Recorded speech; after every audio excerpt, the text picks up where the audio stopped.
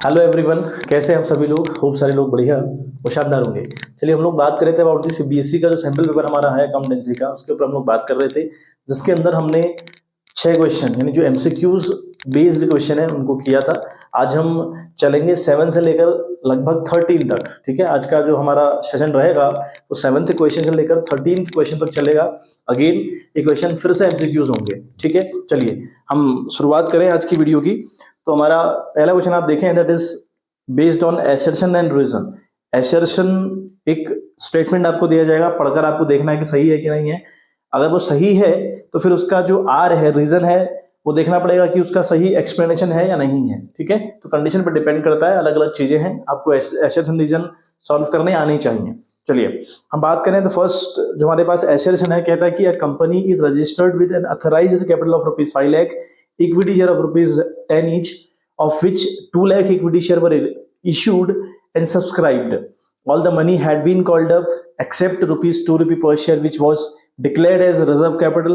The share capital reflected in the balance sheet as subscribed as fully paid up will be zero. समझते हैं इस statement को। देखो बच्चों, अगर हम बात करें ना, किसी कंपनी की जो कैपिटल है वो 3 पार्ट में डिवाइड रहती है। ठीक है, एक को बोलते हैं ऑथोराइज्ड कैपिटल। ठीक है, मैं सिर्फ ये लिख रहा हूँ। एक को बोलते हैं ऑथोराइज्ड कैपिटल, अगले को बोलते हैं इशूड कैपिटल। ठीक है, एक होती है आपकी इशूड कैपिटल और एक होती है बच्चों सब्सक्राइब्ड कैपिटल। ठीक है, तो ये जो 3 कैटेगरी की कैपिटल्स हैं, सब्सक्राइब्ड कैपिटल। ठीक है बात। अब ये जो सब्सक्राइब कैपिटल है, समझिएगा ध्यान से। एक है ऑथोराइज्ड कैपिटल, मतलब आपको कितनी कैपिटल रखने की अथॉरिटी मिली है, मतलब आप कितनी कैपिटल अपनी फर्म में रख सकते हैं कुल मिलाकर, उसे कहते हैं ऑथराइज्ड कैपिटल। अब उस कैपिटल में से आप कितना इशू कर रहे हैं उसे बोलते हैं इशूड कैपिटल। जैसा कि इस क्वेश्चन में देखिए आप, यहाँ पर 5 लाख आपके पास शेयर हैं, है ना, और वो है 10 रुपए का, ₹10 के हैं। मतलब आपकी जो ऑथराइज्ड कैपिटल है वो 5 लाख, इक्विटी शेयर ऑफ ₹10 यानी कितना हो गया, 50 लाख रुपए हो गया मामला। मतलब इन टोटल आपके पास 50 लाख की कैपिटल कुल मिलाकर है, that will be called authorised capital. ठीक है, इसमें से आप इशू कितना कर रहे हैं, आप 2 लाख शेयर ऑफ ₹10 ईच के हिसाब से 20 लाख का मामला इशू कर रहे हैं, है ना। अब वो लोग खरीदे ना खरीदे, लोग उस शेयर पर एप्लीकेशन आपको डाले ना डाले, वो बात की बात हुई, लेकिन आप कितना इशू कर रहे हैं, that will be called issued capital. अगली कैटेगरी है सब्सक्राइब्ड कैपिटल। अब इसमें से कितने लोग अप्लाई करेंगे, अगर 2000 लोगों ने अप्लाई कर दिया तो वो सब्सक्राइब कैपिटल हो गई। अगर 180 ही लोगों ने एप्लीकेशन डाली तो 1,80,000 शेयर की जो कैपिटल रहेगी वो रहेगी आपकी सब्सक्राइब कैपिटल। अब यहाँ पे जो सब्सक्राइब कैपिटल है इसकी 2 कैटेगरी होती हैं, एक है subscribed and fully paid up. ठीक है, subscribed and fully paid up, समझिएगा बात, फुली पेड अप, और एक होती है subscribe but not fully paid up. ठीक है, but not fully paid up. ठीक है बात, तो मामला ये है। ठीक है, तो ये रहेगा आपका मामला कि एक रहेगा subscribe and fully paid up, एक रहेगा subscribe but not fully paid up. अच्छा, अब यहाँ पर क्या हो रहा है, यहाँ पर कंपनी ₹2 की आखिरी एक कॉल है जिसको नहीं कर रही। कहा क्या है कि कंपनी की authorised capital 5 lakh equity share के साथ है, ₹10 का एक रहेगा, उसमें से company 2 lakh equity share issue कर रही है ₹10 के हिसाब से। ठीक है, तो सारा पैसा मांगा गया 2 लाख पर, जिसको लोगों ने सब्सक्राइब भी किया, लेकिन आखिरी की 2 रुपए की एक कॉल नहीं मांगी, और ये जो 2 रुपए है ये ट्रांसफर कर दिए गए कहाँ पे, रिजर्व कैपिटल के तौर पर। इनको हमने ट्रांसफर कहाँ कर दिया बच्चों, रिजर्व कैपिटल के तौर पर ट्रांसफर कर दिया हमने। ठीक है, अब देखो जो ये कैटेगरी है ना, अब जरा क्वेश्चन दोबारा देखिएगा क्वेश्चन, दोबारा से मैं आपको दिखा रहा हूँ, देखो क्या कह रहा है। एसेसन आपका कहता है कि company registered with authorised capital of ₹5 lakh, equity share of ₹10 each, of which 2 lakh equity share were issued and subscribed. All the money had been called up except ₹2 per share, which was written as reserve capital. The share capital reflected in the balance sheet as subscribed and fully paid up will be zero. जो subscribed and fully paid up वाली capital होगी balance sheet में वो zero रहेगी, बिल्कुल zero रहेगी। बिल्कुल सही बात है भाई, अगर आपकी जो कैपिटल है ना, वो सब्सक्राइब एंड फुली पेड वाली कैटेगरी जीरो क्यों होगी भैया, आपने 10 रुपए की कॉल करी नहीं है, आपने पूरा 10 रुपए तो मांगा ही नहीं। सब्सक्राइब तो किया है लोगों ने 2 लाख शेयर के साथ, लेकिन फुली पेड अप नहीं हुआ है क्योंकि पैसा पूरा नहीं आया हुआ है। अब अगर पैसा नहीं पूरा आया हुआ है तो इस वाली कैटेगरी में, subscribe and fully paid up वाली कैटेगरी में आप जीरो दिखाएंगे। बिल्कुल सही बात है, आई बात समझ में। अब जो रिजर्व कैपिटल होता है, तो जो आपने रिजर्व कैपिटल के तौर पर बचाया हुआ होता है पैसा, जो पैसा आप रिजर्व कर ले रहे हैं पहले ही, इस पैसे को आप सिर्फ तब मंगा सकते हैं जब आपकी कैपिटल आपका बिजनेस वाइंड अप होगा। आपका बिजनेस जिस दिन क्लोज होगा उस दिन आप ये रिजर्व कैपिटल को मंगवा सकते हैं। ठीक है, तो इसका जो रीजन देखो पढ़े, रीजन में क्या कह रहा है कि reserve capital can be called up only at the time of winding up the company. तो इसका ये मतलब हुआ बच्चों की जो एसर्शन और रीजन है दोनों सही है, और जो रीजन है वो आपके एसर्शन को बहुत सही सपोर्ट कर रहा है, बहुत तरीके से एक्सप्लेन कर रहा है। तो यहाँ पर बच्चों अगर हम देखें, ठीक है, तो यहाँ पर ए वाला option both assertion and reason are correct and reason is the correct explanation of A, यानी एसर्शन, तो ये इसका आंसर रहेगा बच्चों। ठीक है, चलिए अगली हम बात समझे। अगला लिखा है कि G S and T were partners sharing profits in the ratio 3-2-1, J retire and his dues towards the firm including capital balance, accumulated profit and losses share revaluation gain amounted to rupees 5,80,000. G was being paid rupees 7 lakh in full settlement for giving the additional amount of rupees 1,20,000. S was debited for rupees 40,000. Determine goodwill of the firm. ठीक है बात। देखो बच्चे, तो जो हमारा अगला question है ना 8वां, वो कहता क्या है हमसे, 8वां क्वेश्चन हम लोग सॉल्व कर रहे हैं कि जी एस एंड टी तीन पार्टनर्स कंपनी के अंदर जिनका रेशियो 3-2-1 है। ठीक है, बहुत इजी क्वेश्चन है, हल्की से अप्रोच समझिएगा। तो जी कंपनी से रिटायरमेंट ले रहा है, ठीक है। अब जब कंपनी से जी रिटायरमेंट ले रहा है तो आप ये कंफर्म तौर पर समझते होंगे कि जब जी कंपनी से रिटायरमेंट लेगा तो जो उसका शेयर होगा ना, जी का जो शेयर होगा कहीं ना कहीं एस और टी को मिलेगा, क्योंकि वो कंफर्म तौर पे सेक्रीफाइस करता है ना। जब कोई बंदा रिटायरमेंट कंपनी से लेता है तो वो अपना शेयर सेक्रीफाइस करता है टुवर्ड्स द रिमेनिंग पार्टनर्स, जो बंदे वहां पर रहते हैं फिलहाल उनको वो अपना शेयर देके चला जाता है। ठीक है, अब कंपनी का नियम बना हुआ है कि जब भी आपकी कंपनी में ऐसी कोई हलचल हो, कोई आए कोई जाए, है ना, कोई आए कोई जाए, या आप अपनी कंपनी को रिकॉन्स्टिट्यूट करें, दोबारा से उसको रिन्यू करें, है ना, दोबारा अपनी पार्टनरशिप बिल्डअप करें, तो उस टाइम पर आपको जो बंदा सेक्रीफाइस करेगा उसको गुडविल देनी पड़ेगी, और जो बंदा गेन करेगा फर्म के अंदर उसको गुडविल, है ना, उस बंदे को देनी पड़ेगी जो सेक्रीफाइस कर रहा है। ठीक है, मेरी बात समझ गए होंगे। जो सेक्रीफाइस करेगा वो गुडविल लेकर जाता है, और जो गेन करते हैं वो गुडविल देते हैं। ठीक है, किसको? जो सेक्रीफाइस कर रहा है। अब यहाँ देखें, अब अगर जी कंपनी से जाएगा तो कंफर्म तौर पर सेक्रीफाइस करेगा तो उसको गुडविल भी मिलनी चाहिए। अब हुआ क्या मामला है, जी ने जब रिटायरमेंट लिया तो जी का जितना भी टोटल बैलेंस था वो बन रहा था बच्चों, वो बन रहा था आपका 5,80,000 रुपए। जी का जो फाइनल अमाउंट बन रहा है 5,80,000 बन रहा है। कैसे? उसका कैपिटल लगा के, उसका रिवैल्यूएशन का प्रॉफिट लगा के, उसका एक्यूमुलेट प्रॉफिट लगा के, जितने भी तामझाम हो रहे हैं उसका बन रहा है 5,80,000 रुपए। लेकिन जी को पे कितना किया गया भाई? 7 लाख जी को पे किया गया, जी को 7 लाख रुपए पे किया गया। अब जी को 1,20,000 रुपए कहीं ना कहीं एडिशनल पे किया गया, और जो एडिशनल पे किया जाता है उसी को गुडविल बोलते हैं। समझ में आ गई बात? उसी को हम लोग गुडविल बोलते हैं। जो एडिशनल आपको पे किया जाएगा किसी भी पार्टनर को रिटायरमेंट के टाइम पर, वो अमाउंट जो एडिशनल दिया जाता है उसे गुडविल कहते हैं। यानी जी को कहीं ना कहीं 1,20,000 की गुडविल मिली है। अब इस 1,20,000 की गुडविल को उसे प्रोवाइड करवाने में जो एस है बंदा, ये कंपनी का जो एस है ना, ये एस 40,000 रुपए से डेबिट गया हुआ है। ठीक है, ये 40,000 रुपए से कौन गया? एस डेबिट गया। तो बताओ फर्म की गुडविल कितनी रही होगी, ये हमसे क्वेश्चन पूछ रहा है। ठीक है, अब मैं बताऊं गुडविल ऑफ द फर्म की शॉर्टकट ट्रिक कैसे निकलेगी। ठीक है, गुडविल ऑफ द फर्म की अगर हम बात करें, ठीक है बात, मैं आपको एक शॉर्टकट ट्रिक बता रहा हूं। देखो कितना मिला बंदे को मिला 1,20,000 रुपए मिला, 1,20,000 रुपए एज गुडविल। किसको? जो बंदा जा रहा है, जी को मिला। ये 1,20,000 क्यों मिला? क्योंकि उसने, ये देखो इसका 3, 2, 5, 1, 6, क्योंकि उसने 3/6 सेक्रीफाइस किया।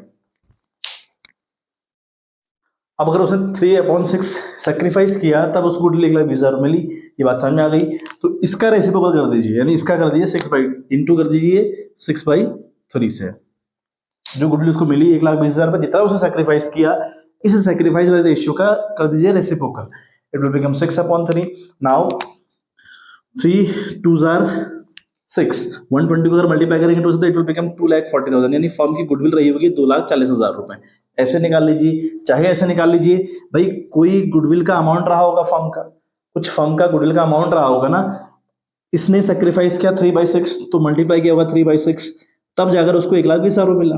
नहीं, ये तो कहानी हुई। जी की जो कहानी है ना गुडविल की, अगर हम बात करें जी को गुडविल कैसे मिली, तो भाई कुछ अमाउंट रहा होगा गुडविल का, दैट वाज एक्स रहा मान लिया, इनटू 3/6, जितना उसने सेक्रीफाइस किया, तब जाकर उसको 1,20,000 मिला। अगर इसको भी हम सॉल्व करें ना तो ये हो जाएगा 1/2, एक्स से मल्टीप्लाई होगा 1, तो ये हो जाएगा x/2 इक्वल्स टू 1,20,000 रुपए। ठीक है, अब कहानी क्या है भाई? क्रॉस मल्टीप्लाई करेंगे आप, x से 1 को मल्टीप्लाई करेंगे x आएगा, और 2 को मल्टीप्लाई करेंगे 1,20,000, तब भी 2,40,000 रुपए आएगा। तो ऐसे भी आप लोग कर सकते हैं। तो अल्टीमेट मुद्दा ये है कि हमें कभी भी अगर ऐसा कुछ दिया हो तो जितना भी अमाउंट उसको मिला होगा उसके सेक्रीफाइस वाले रेशियो का रेसिप्रोकल कर दीजिए, आपका आंसर तब भी आ जाना है। ठीक है, चलिए अगर आप एक बार स्क्रीनशॉट ले रहे हो तो फिर ले लीजिएगा, फिर हम आगे बढ़ने का काम करें बच्चों। ठीक है, क्वेश्चन बहुत मजेदार क्वेश्चन है और थोड़ा थोड़ा ट्रिक लग रही है, उन ट्रिकों को समझते हुए चलेंगे तो हमें कंफर्म तौर पर एग्जाम में क्वेश्चन बनने हैं। तो बहुत इंपॉर्टेंट है कि हम लोग अपने आप बेसिक क्लियर करते हुए चले, अपनी बेसिक बेसिक बातें पढ़ते हुए चले, क्योंकि बेसिक के बिना ये जो रीजनिंग के क्वेश्चन हैं, जो एमसीक्यूज है ना, एटलीस्ट से सॉल्व नहीं होता है। चलिए हम बात करें, अगर और वाला पार्ट है 8वें का, लिखा है कि Annu, Banu and Chanu are partners. Chanu has been given a guarantee of minimum profit of rupees 8,000 by the firm.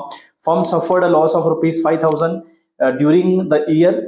Capital account of Banu will be by, फिर लिखा है credited 6,500, फिर लिखा है debited by 6,500, credited of rupees 1,500 and next one is debited with rupees 1,500। तो let's understand करते हैं question को, एक बार समझते हैं कि कहानी में हो क्या रहा है। देखो कहानी में क्या है, ट्विस्ट क्या है कि कहता है कि भैया ये आनू है ना, बानू और चानू, ABC मान लीजिए, 3 कंपनी के पार्टनर्स हैं। इनका रेशियो क्या रहा होगा नहीं दिया, तो हम मान के चलते हैं कि इनका रेशियो 1:1 बन रहा होगा, इक्वल रहा होगा। ठीक है बात। अब देखें इस दौरान क्या होता है कि भैया जो C है यानी जो चानू है, उसे गारंटी मिली है कि your profit would not be less than of rupees 8,000, यानी आपका प्रॉफिट 8,000 रुपए से कम नहीं होगा किसी भी वर्ष। इसको गारंटी मिली है किसके द्वारा, बाय द फर्म लिखा है, यानी फर्म ने इसको गारंटी दे रखी है कि भैया आपका जो प्रॉफिट है वो 8,000 रुपए से कम कभी नहीं होगा। अब फर्म का मतलब क्या हुआ, सी को गारंटी मिली और फर्म ने गारंटी दी, मतलब फर्म के बिहाफ पे ये लोग उसके लिए जिम्मेदार हुए, ए और बी जिम्मेदार हुए इस 8,000 रुपए को प्रोवाइड करवाने में हर साल। ठीक है, अब क्या होता है, अब कंपनी को लॉस होता है 5,000 रुपए का, लेकिन कंपनी को इस दौरान क्या हो गया, लॉस हो गया। तो मुझे बताओ कि इस लॉस में सी का कोई रोल होगा, नहीं होगा सी का कोई रोल। क्यों नहीं होगा, क्योंकि भैया सी को तो प्रॉफिट की गारंटी मिली है, उस बंदे से कहा गया कि आपको सिर्फ प्रॉफिट मिलेगा, लॉस में आपका हिस्सा नहीं है। तो लॉस में हिस्सा किसका हुआ, ए और बी का हुआ, यानी ए की अगर बात करें और बी की अगर बात करें, इक्वल पार्टनर्स है, तो 2,500 का ये संभालेगा और 2,500 की लॉस ये झेलेगा, सी का कोई रोल नहीं होगा। अगेन सी को गारंटी मिली भैया 8,000 के प्रॉफिट की, भैया आपको 8,000 रुपए दिए जाएंगे। ठीक है, और वो हर हाल में दिए जाएंगे, चाहे आपको लॉस हो या फायदा, but whatever condition will be there, लेकिन आपको इसको 8,000 रुपए प्रोवाइड करवाने पड़ेंगे ए और बी को। ठीक, अब इस 8,000 में ए देगा 4,000 रुपए, है ना, और बी देगा 4,000 रुपए, भरपाई तो करनी पड़ेगी। तो अल्टीमेट लेवल पर 6,500 ये देगा और 6,500 ये देगा। तो भाई ये 6,500 ये लोग मतलब 4,000 रुपए इसको देंगे, सी को 4,000 रुपए ये देगा और सी को 4,000 बी देगा। ठीक है, बाकी जो कंपनी की लॉस है 5,000 रुपए उसको ये बियर करवाएंगे, उसको ये झेलेंगे। तो अल्टीमेट लेवल पर ये और बी दोनों डेबिट जाएंगे 6,500 और 6,500 रुपए से, ये दोनों डेबिट जाएंगे। आ रही है बात समझ में। क्वेश्चन ने हमसे पूछा है कि भैया जो बानू है वो कितने रुपए से डेबिट क्रेडिट जाएगा। तो हम कहेंगे कि जो बी वाला ऑप्शन है ना, डेबिटेड विद रुपीज 6,500, यानी जो बी है वो 6,500 रुपए से डेबिट जाएगा बच्चों। और रीजन मैंने आपको पूरा बता दिया कि ये तरीका होगा। ठीक है, चलिए अगला क्वेश्चन हम लोग देखें एक बारी। अगला हमसे क्वेश्चन क्या कहता है, ठीक है, अब देखो कंडीशन, अब क्वेश्चन हाइपोथेटिकल वाला है और एक क्वेश्चन कंफर्म तौर पर एग्जाम में एक केस आपके पास आएगा, उस केस के बिहाफ पे 2 या 3 क्वेश्चन रहते हैं बच्चों। ठीक है, तो लिखा है कि Richa and Anmol are partner sharing profits in the ratio of 3:2 with capital of rupees 2,50,000 and rupees 1,50,000 respectively. Interest on capital is agreed rupees 6,000 per annum. Anmol is to be allowed an annual salary of rupees 12,500 during the year ended 31st March 2023. The profit of the year, ठीक है, prior to calculation of interest on capital but after charging the Anmol salary amounted to rupees 62,000. A provision of 5% of this profit is to be made in respect of managers commission. फिर आपको profit and loss appropriation account का format दिया हुआ है जिसमें to interest on capital Richa Anmol लिखा हुआ है, टू अनमोल सैलरी लिखी हुई है, to profit transfer to Richa's capital account 1 उसके आगे लिखा हुआ है, अनमोल्स कैपिटल अकाउंट लिखा हुआ है। फिर बात करें by profit and loss, by side 2 लिखा हुआ है, मतलब ये 1 वाले में कितना अमाउंट आएगा और ये 2 वाले में कितना अमाउंट आएगा, यानी by profit and loss amount account after managers commission वहां पर कितना अमाउंट आएगा। दूसरा जहां पर लिखा है ना to profit transfer to Richa's capital account, यहां पर कितना अमाउंट आएगा ये हमको पता करना है अल्टीमेट लेवल पर। ये हमको क्वेश्चन पूछ रहा है, ठीक है, ये हमको क्वेश्चन पूछ रहा है। पहले हम इसको देखो, पहले हम समझ लें एक बार। रिचा और अनमोल 2 पार्टनर्स हैं कंपनी के जिनका रेशियो 3:2 है। कैपिटल इनकी 2,50,000 और 1,50,000 है। यहाँ तक की बात समझ में आ रही होगी। इंटरेस्ट ऑन कैपिटल जो दिया जाएगा रिचा और अनमोल को, वो दिया जाएगा 6% पर एनम के हिसाब से। एक बात। उसके बाद कहता है कि जो अनमोल है, अनमोल को एनुअल सैलरी मिलती है 12,500, यानी साल में एक बार जो 12,500 की सैलरी मिला करती है। ठीक है। आगे लिखता है कि during the year ended 31 March 2023 the profit of the year prior to calculation of interest on capital but after charging Anmol salary amounted to ₹62,000। मतलब कंपनी का जो प्रॉफिट है ना, कंपनी का जो प्रॉफिट है सैलरी देने के बाद, लेकिन इंटरेस्ट ऑन कैपिटल चार्ज करने से पहले, इंटरेस्ट ऑन कैपिटल देने से पहले बट सैलरी देने के बाद है 62,000 रुपए। ठीक है। अब जो 62,000 रुपए है, फिर उसके आगे लिखा है provision of 5% of this profit. याद रखिएगा क्या लिखा है, ऑफ दिस प्रॉफिट, यानी इस 62,000 पर आपके मैनेजर को 5% का कमीशन भी दिया जाता है। आ रही है बात समझ में? चलिए देखो, हम थोड़ा सा कहानी में समझे कि कहानी में हुआ क्या है। ठीक है। देखो, profit and loss appropriation account हम लोग को अच्छे से बनाना आता है, हम सबको आता होगा, नो डाउट आना चाहिए बच्चों। देखो, सबसे पहले हम यहाँ पे लिखते हैं बाई नेट प्रॉफिट, हम यहाँ लिखते हैं बाई नेट प्रॉफिट। आ रही है बात समझ में? जो भी नेट प्रॉफिट रहेगा उसको हम यहाँ पे लिखते हैं। यहाँ पर हमारे पास कंडीशन आती है सबसे पहले टू इंटरेस्ट ऑन कैपिटल, जैसा कि इस क्वेश्चन में पूरा पूरा दिया है। टू इंटरेस्ट ऑन कैपिटल हमारी रहेगी, जिसमें हमारा पहला पार्टनर है रिचा और अगला पार्टनर हमारा अनमोल है। ठीक है, ये हमको दिया हुआ है। उसके बाद हमारा लिखा है टू सैलरी, और सैलरी के रिगार्डिंग बात लिखी है कि सिर्फ अनमोल को सैलरी मिलती है, और वो भी एनुअल, कितनी? 12,500, ये हमको भर के दिया है। उसके बाद कहा है कि टू प्रॉफिट, है ना, टू प्रॉफिट लिखा है transfer to profit transfer to लिखा हुआ है, मतलब एक रिचा के अकाउंट में कितना जाएगा ये हमसे पूछा हुआ है, और अनमोल के अकाउंट में कितना जाएगा ये हालांकि पूछा नहीं है, क्योंकि 1 यहाँ पर फिल है और यहाँ पर 2 फिल है, मतलब यहाँ पर 2 फिल कर रखा ना उसने ब्लैंक में, मतलब हमें ये दोनों फिगर भरने हैं कि यहाँ कितना आएगा और यहाँ पे कितना आएगा। समझते हैं आप, आराम से बातें। देखो कहानी में क्या है, कंपनी का प्रॉफिट है 62,000। पहले तो ये 62,000 प्रॉफिट कब है? अनमोल को सैलरी देने के बाद। ठीक है, अनमोल को 12,500 की सैलरी देने के बाद, लेकिन इंटरेस्ट ऑन कैपिटल देने से पहले की कंडीशन है कि भैया 12,500 सॉरी 62,000 रुपये आपका प्रॉफिट है, लेकिन कहा है कि प्रोविजन ऑफ, है ना, provision of 5% of this profit, यानी इस प्रॉफिट का 5% आपने मैनेजर को देना है एज अ कमीशन। तो 62,000 इंटू 5/100 अगर आप करेंगे तो बनता है 3100 रुपए, बनता है आपका 3100 रुपए। तो ये 3100 रुपए आपको देना है मैनेजर्स को, और जो मैनेजर का कमीशन है ना, वो यहाँ तो नहीं आता, वो भैया प्रॉफिट एंड लॉस एप्रोप्रिएशन में नहीं आता, वो प्रॉफिट एंड लॉस अकाउंट में आता है। तो ये 3100 रुपए वहां चार्ज करना चाहिए था, लेकिन अब यहाँ अगर हम प्रॉफिट देखें ना, एग्जैक्ट लेवल का प्रॉफिट है 62,000 में से अगर घटाइए तो ये आपका बन रहा होगा 900, और यहाँ रहेगा आपका 11, तो 8 3 11 और 5 58,900। आपका प्रॉफिट प्योर 58,900 आया। पहले तो 62,000 प्रॉफिट था, लेकिन 3100 का अगर आप मैनेजर को कमीशन दे देते तो आपका बनता है 58,900। अब और प्रॉफिट की प्योर की बात करें तो 12,500 इसमें से पहले ही काट दिए गए हैं, तो उनको भी आप प्लस करें, उनको भी आप प्लस करें, तो 12,500, तो 9 5 14 की 4 से 1 8 2 10 11 की 5 1 6 7 71,400 आपका यहाँ पर आएगा। 71,400 बच्चों आपका यहाँ पर आएगा। समझ में आ गई बात?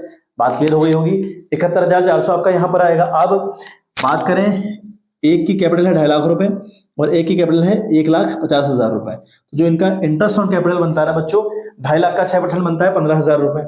इसको मिलेगा 15,000 रुपए। हालांकि ये फिगर पूछे नहीं है, मैं सिर्फ कर दे रहा हूँ। 2.5 लाख का 6% हुआ 15,000 रुपए, और 1.5 लाख का 6% हुआ 99,000 रुपए। ठीक है, तो 15 और 9 कितना होगा? 23,000 रुपए हुआ ना, 24,000 सॉरी 24,000 रुपए आपका ये भी चला गया। ठीक है, अब आप क्या करेंगे? देखो आपका 71,400 का प्रॉफिट हुआ, उस 71,400 में से आप 24,000 रुपए लेस करें, फिर 12,500 रुपए लेस करें, फिर जो बचेगा, जो पैसा बचेगा उसको बांटेंगे रिचा और अनमोल को, है ना, और किस रेशियो में? 3:2 में। इनका प्रॉफिट का जो रेशियो है वो 3:2 है। मैंने क्या बोला कि जो 71,400 है ना बच्चों, उसमें से आप घटा लेंगे आपका 24,000 रुपए इंटरेस्ट ऑन कैपिटल, और 12,500 रुपए ये जो सैलरी आपकी है वो घटा लेंगे, तो ये बनता है। अब अभी सब यहाँ से ये जो फिगर घटा के आएगा ये 34,900 रुपए आएगा। तो 34,900 में इंटू करेंगे आप 3/5, 3/5, क्योंकि जो इनका शेयर है ना वो 3 और 2 है, तो ये करेंगे आप, तो ये आपका 20,940 रुपए आ रहा है। कितना आ रहा है? 20,940 रुपए। तो यही हमसे क्वेश्चन ने पूछा था, तो रिचा को कितना मिलेगा? 20,940 रुपए मिलेगा। ऐसा ही उसका भी निकाल लीजिएगा, उसको भी मिल जाएगा, यानी 34,900 में इसका शेयर रहेगा अनमोल का 2/5। हालांकि पूछा नहीं है, इतनी इंफॉर्मेशन पूछी थी, ये तरीका होगा निकालने का। ठीक है, देखिए अब हाइपोथेटिकल कंडीशन हम लोगों ने पढ़ ली। आप जरा नीचे आए, क्वेश्चन क्या क्या पूछे हमसे। देखो 9th वाला क्वेश्चन कह रहा है कि the amount to be transferred in blank one will be, blank one में कितना होगा, ये आपका ब्लैंक वन है, to profit transfer to blank one यानी रिचा के अकाउंट में कितना आएंगे 20,940। तो जो जहां पर 20,940 में लिखा है ना वो ऑप्शन सही है, ठीक है, यानी डी वाला ऑप्शन करेक्ट है। 10वें की बात करें तो लिखा है the amount to be reflected in the blank two will be 62, 74, 71, 470, 755। तुम्हारा यहाँ पे कितना आएगा बच्चों 71,400 रुपया। ठीक है बात, ये था इसको करने का तरीका, एक बार स्क्रीनशॉट ले लीजिएगा, फिर हम लोग बात करें आगे क्वेश्चंस की। चलो बच्चों अगला क्वेश्चन आप देखें, आपकी स्क्रीन में क्वेश्चन आपके है कि the in the absence of an agreement partners are entitled to, यानी जब पार्टनरशिप एग्रीमेंट नहीं होता ना अमंग द पार्टनर, यानी पार्टनरशिप डीड नहीं होती, तो कौन से वो बातें हैं जो एप्लीकेबल उस टाइम पे होती हैं in the absence of any agreement.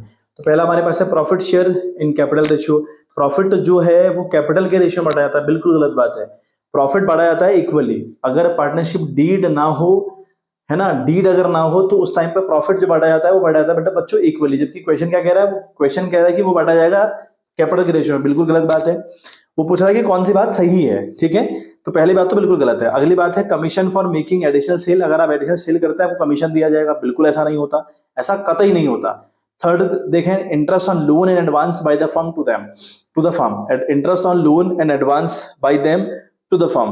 हाँ, इंटरेस्ट लोन दिया, लोन पर इंटरेस्ट दिया जाता है, अगर किसी पार्टनर ने फर्म को लोन दिया होगा तो उस लोन पर हर साल 6% के हिसाब से इंटरेस्ट कंपनी द्वारा प्रोवाइड करवाया जाएगा, ये बात बिल्कुल सत्य है, ठीक है। तो यहाँ पर आपका जो थर्ड वाला पॉइंट है वो बिल्कुल सही है। फोर्थ की बात करें तो लिखा है salary for working extra hours, no, ये भी ऐसा कोई कोई कोई प्रोविजन नहीं है। बात करें फिफ्थ वाले की, इंटरेस्ट ऑन कैपिटल बिल्कुल नहीं दिया जाता जब तक कि एग्रीमेंट में साफ साफ लिखा ना हो, ठीक है। तो यहाँ पर जो ऑप्शन नंबर सी है वो जो थर्ड वाली बात है बिल्कुल सही है, ठीक है। तो ऑप्शन नंबर सी में लिखा है ओनली थर्ड, तो ओनली थर्ड इज करेक्ट बच्चों, ठीक है। तो 11th वाला आपको समझ में आ गया होगा।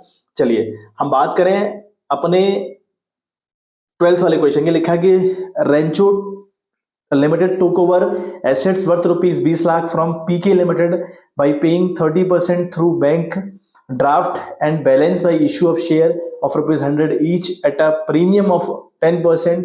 The entry to be passed by Rancho limited for the settlement will be, पहला हमारे पास है पीके लिमिटेड डेबिट होगा 20 लाख रुपए से, to share capital 12,72,700, to securities premium, to bank, to statement of profit and loss.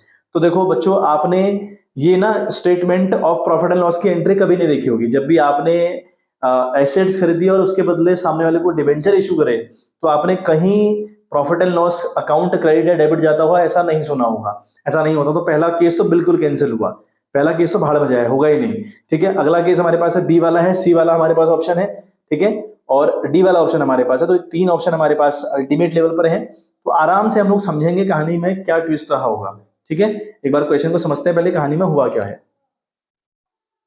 देखो समझना है बात, कहानी में यह है कि जो रेंचो लिमिटेड है उसने 20 लाख की एसेट्स खरीदी हैं फ्रॉम द पीके लिमिटेड, ठीक है। बात पहली बात तो ये समझें कि जो रेंचो लिमिटेड है उसने पीके लिमिटेड से 20 लाख रुपए की एसेट्स परचेज कर रखी हैं, और इस एसेट्स जो परचेज करी है उसको कैसे सेटल आउट करना है, 30% तो बैंक ड्राफ्ट देना है, 30% बैंक ड्राफ्ट से, यानी 30% बैंक से खत्म कर देनी है कहानी, बाकी के बदले डिबेंचर देने हैं 100 रुपए के, और वो भी 10% के प्रीमियम पर।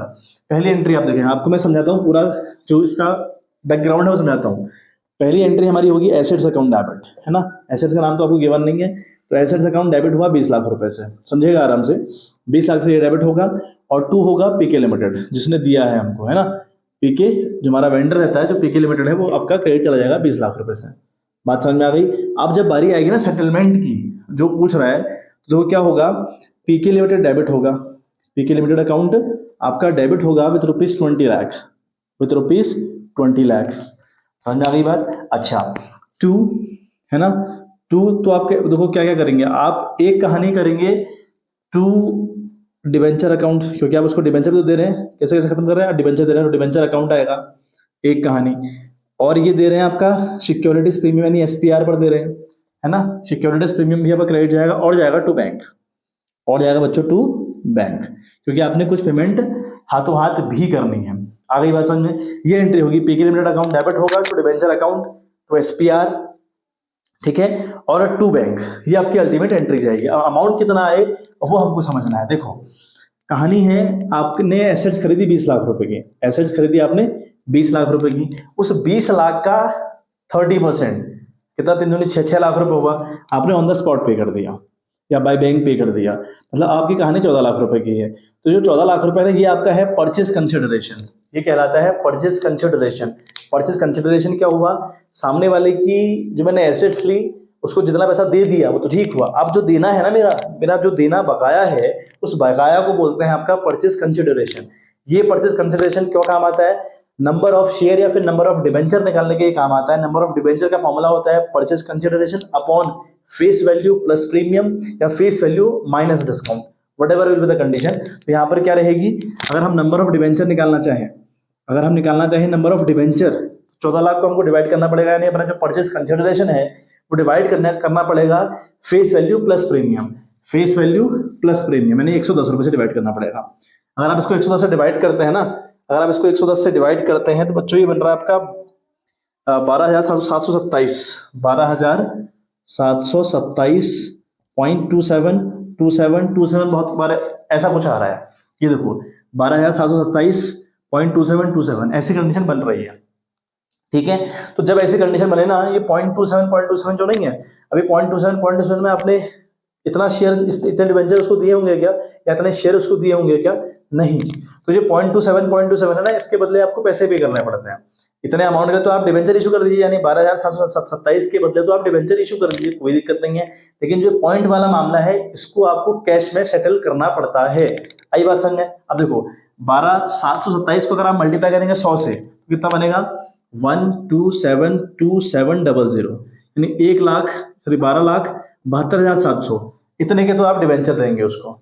ठीक है, अब इसी 12727 को 10 से मल्टीप्लाई करिए, उतना आपका एसपीआर आया है, सिक्योरिटीज प्रीमियम रिजर्व आया हुआ है, तो वो कितना बनेगा 127,270, यानी 12,720 रुपया।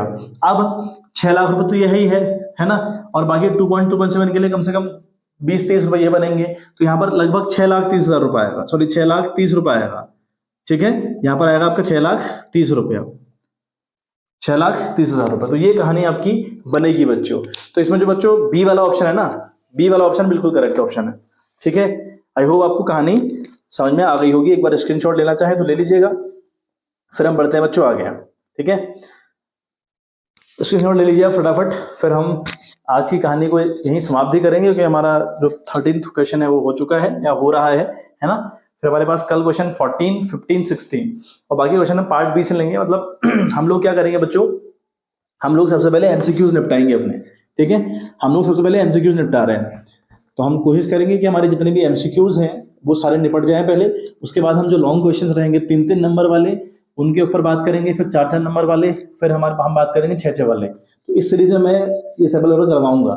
ठीक है, तो क्वेश्चन एक साथ नहीं होंगे आपके, मुझे ऐसा लगता है कि मतलब हम सीरियल वाइज कर ले तो ज्यादा अच्छा है। फिलहाल तो हम प्रैक्टिस कर रहे हैं, तो प्रैक्टिस में हम कुछ भी किस तरीके से करें और बेहतरीन तरीके से करें, ज्यादा अच्छा है। चलिए, तो हम बात करें 13th क्वेश्चन की। क्वेश्चन नंबर 13 देखिए आप, लिखा है कि a company forfeited 3,000 share of ₹10 each on which only 5 rupee per share including 1 rupee premium has been paid. ठीक है, आगे लिखता है कि out of these few shares were reissued at a discount of ₹1 per share were, है ना, per share were and ₹6,000 were transfer to capital reserve, how many share were reissued, 3,000, 1,000, 2,000, 1,500। देखो समझना क्वेश्चन ना क्या कहानी कह रही है। देखो किसी कंपनी ने 3,000 शेयर फोरफिट किए, किसी एक कंपनी ने 3,000 शेयर फोरफिट कर रखे हैं। क्यों? क्योंकि इन शेयर पर सिर्फ और सिर्फ 5 रुपए आ पाए। ये शेयर थे कितने के? ये शेयर थे 10 रुपए के, या 10 रुपए इनकी औकात थी अल्टीमेट लेवल पर, लेकिन हम इन पर सिर्फ 5 रुपए रिसीव कर पाए, जिनमें से 1 रुपए प्रीमियम का था। तो अल्टीमेट लेवल पर हम सिर्फ और सिर्फ 4 रुपए रिसीव कर पाए, इसलिए हमने ये शेयर क्या कर दिए बच्चों? फोरफिट कर दिए। समझ में आ गई बात? कहानी यह है कि कंपनी ने 3,000 शेयर फोरफिट किए, इसलिए फोरफिट किए क्योंकि इन पर सिर्फ 5 रुपए रिसीव हम लोग कर पाए, और उस 5 में भी 1 रुपए था आपका प्रीमियम का, तो हम अल्टीमेट लेवल पर 4 रुपए रिसीव कर पाए। अच्छा, अब इन 3,000 में से कुछ शेयर रीइश्यू कर दिए गए। ठीक है, a few share of reissue कर दिए गए एट 1 रुपी डिस्काउंट। बहुत इंपॉर्टेंट कहानी है, 1 रुपए के डिस्काउंट पर इनमें से कुछ शेयर रीइश्यू कर दिए गए। कितने? नहीं पता। ठीक है, अच्छा रीइश्यू करने के बाद क्या हुआ, रीइश्यू करने के बाद इन्होंने कैपिटल रिजर्व में 3,000 रुपये ट्रांसफर कर रखे हैं। रीइश्यू करने के बाद इन लोगों ने अपने कैपिटल रिजर्व में 3,000 रुपये ट्रांसफर किए हुए हैं। तो हमें ये बताना है कि भैया नंबर ऑफ शेयर जो रीइश्यू हुए कितने हैं, ये हमको बताना है। समझिए आराम से कहानी। देखो हमने, हमारा जो शेयर 10 रुपए का है उस पर 1 रुपया डिस्काउंट दे दो, यानी हमने 9 रुपए का रीइश्यू करा होगा। अल्टीमेट लेवल पर हमने 1 रुपए की लॉस कमाई होगी, है ना, हमने 1 रुपए की लॉस कमाई होगी। कमाई तो हमने वो लॉस रिकवर करी अपने 4 रुपए से, क्योंकि हमारे पास 4 रुपए फॉरफिट है ना, और फॉरफिट का मतलब क्या है, हम पैसा भी हड़प लेते हैं और शेयर भी वापस ले लेते हैं, मतलब हम तो ऑलरेडी बेनिफिट में होते हैं।